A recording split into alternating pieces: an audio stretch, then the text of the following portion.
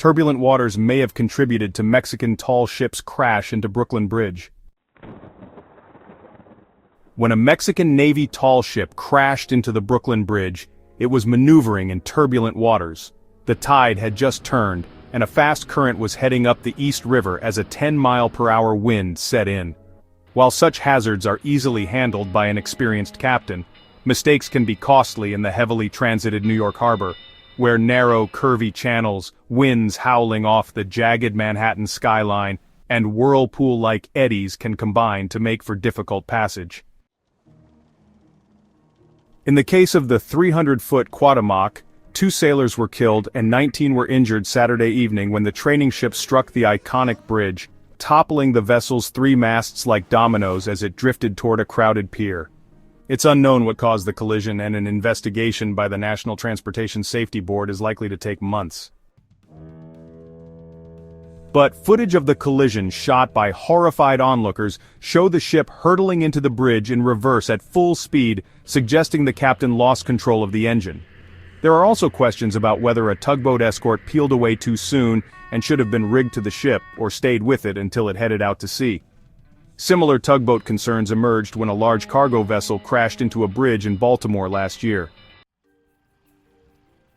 Sal Mercoliano, a former merchant mariner who has powered multiple ships through the New York harbor, said all those worst-case scenarios, the ship's height, a strong current, heavy wind, and the absence of a more controlled tugboat escort, all contributed to the tragedy.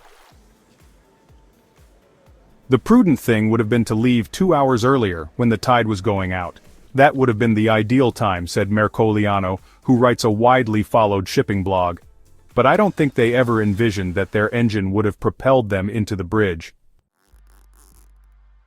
Still, he said an even deadlier catastrophe was avoided by the ship's steel rigging, which prevented the masts from falling into the water, as well as the fact that the crew stayed harnessed in position, rather than taking the risk that some members could tumble from a 12-story height as they scrambled down the rat lines. You could have had guys strapped in drowning in the river, he said. This could have been a lot worse.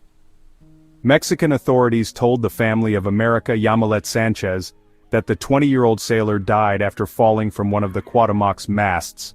Her aunt Maria del Rosario Hernandez Jacome said Sunday at the family's home in Jalapa in the Mexican state of Veracruz.